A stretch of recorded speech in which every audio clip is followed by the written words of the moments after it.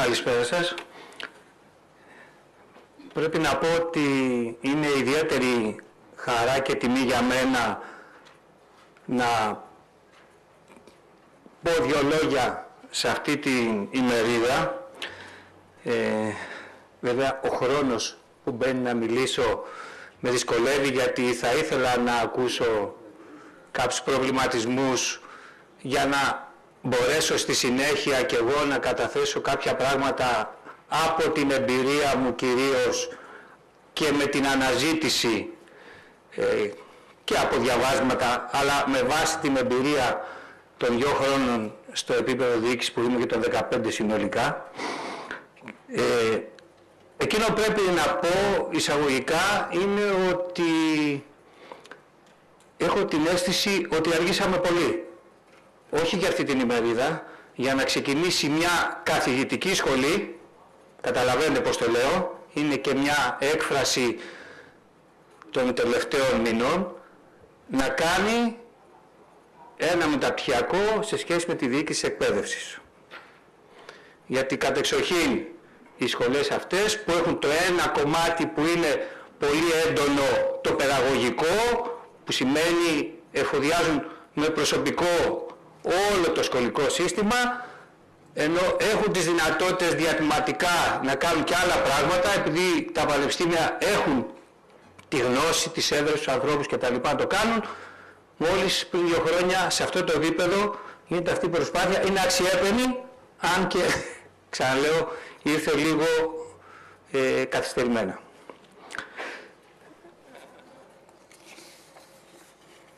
Να μου επιτρέψετε να πω 2 σκέψεις σε ό,τι αφορά κάποια πράγματα που έχουν να κάνουν με το εκπαιδευτικό σύστημα συνολικά, που είναι ένας οργανισμός που έχει πρωτεύουσα και δευτερεύουσα λειτουργία.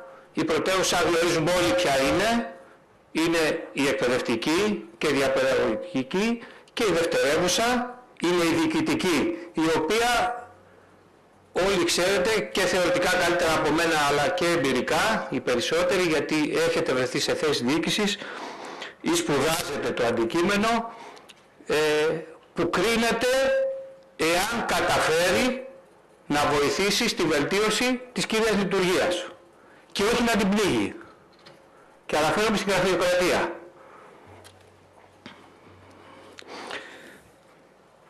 Εδώ να πω κάτι που όλοι γνωρίζετε, ότι η διοικητική διαίρεση του εκπαιδευτικού συστήματος δεν ακολουθεί την κρατική δομή, αλλά την δομή που είναι η αιρετή αυτοδιοίκηση πρώτου και δεύτερου βαθμού. Αυτό δημιουργεί θετικά και αρνητικά.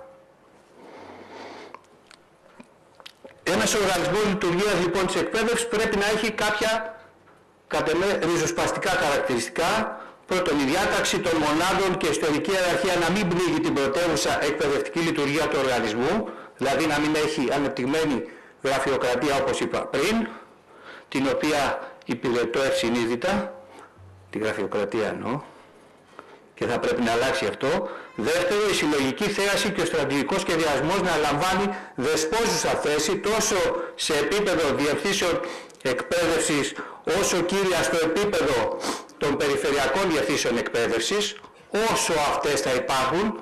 Φοβάμαι ότι μεγεθύνεται το αντικείμενο που έχουν. Και τρίτο, η αποκέντρωση αρμοδιοτήτων και η ηλεκτρονική διακυβέρνηση να διατρέχουν όλα τα επίπεδα.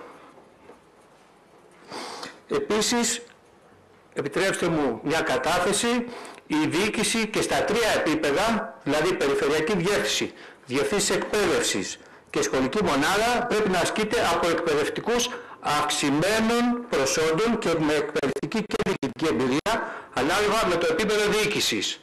Αυτό φαίνεται λίγο ότι είναι στον αέρα. Δεν ξέρω στο δεύτερο τραπέζι μήπως υπάρχουν τέτοιες αναφορές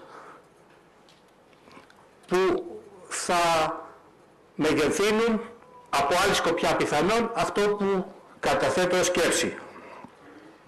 Στο επίπεδο της περιφερειακής διεύθυνσης, ο δημοκρατικός στρατηγικός σχεδιασμός είναι κομβικού χαρακτήρα. Στα πλαίσια της κυβερνητικής εκπαιδευτικής πολιτικής ή σε περιφερειακό επίπεδο διαμόρφωση οράματος, αποστολής, αντικειμενικών στόχων, στρατηγικής, τακτικών κινήσεων είναι κομβικού χαρακτήρα για τη χάραξη, εκτέλεση, αξιολόγηση και ανασχεδιασμό της εκπαιδευτικής πολιτικής. Και τελειώνουμε το εξής. Με την εμπειρία της συμμετοχής στην επιλογή των στελεχών της εκπαίδευσης, να καταθέσω 4 άξονες, 4 πυλώνες που θεωρώ ότι είναι βασικοί.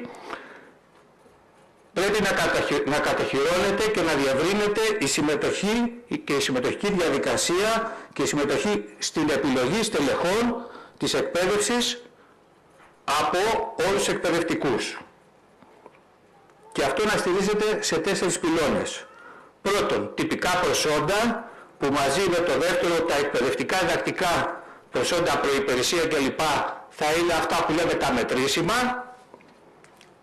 Τρίτο, έκφραση γνώμης των εκπαιδευτικών. Αυτό μπορεί να γίνει με οποιοδήποτε τρόπο. Ένας από αυτούς αμφισβητείται κυρίαρχα αυτή τη στιγμή, το θέμα της ψηφοφορίας. Υπάρχουν και άλλοι τρόποι. Ήδη στο σύστημα της δημόσιας διοίκησης, όπως έχει μπει με τον τελευταίο νόμο, υπάρχει αξιολόγηση των στελεχών από κάτω, όπου οι οργανικές μονάδες είναι παραπάνω από 3 άτομα. Έτσι. Μπορεί ένα άλλο μοντέλο είναι αυτό. Αλλά σε κάθε περίπτωση πρέπει να είναι πυλώνας η έκφραση γνώμης των εκπαιδευτικών για το κάθε στέλεχος χωριστά. Και τέταρτο, η δομημένη συνέντευξη. Στην πορεία θα μπορούσα να πω και άλλα πράγματα. Επειδή είναι χαιρετισμός και ήδη καταχράστηκα του χρόνου σας, θα ευχαριστήσω, θα ευχηθώ καλή επιτυχία στην ημερίδα, αλλά πολύ περισσότερο θα θέλω να ευχηθώ συνέχιση της δουλειάς που γίνεται στο μεταπτυχιακό και σε άλλους τομείς, αλλά για στελέχη που δεν θα μαζεύουν απλά προσόντα, αλλά για στελέχη που θα τα αξιοποιήσουν αυτά τα προσόντα στην εργασία τους στο εκπαιδευτικό σύστημα. Ευχαριστώ και καλή συνέχεια.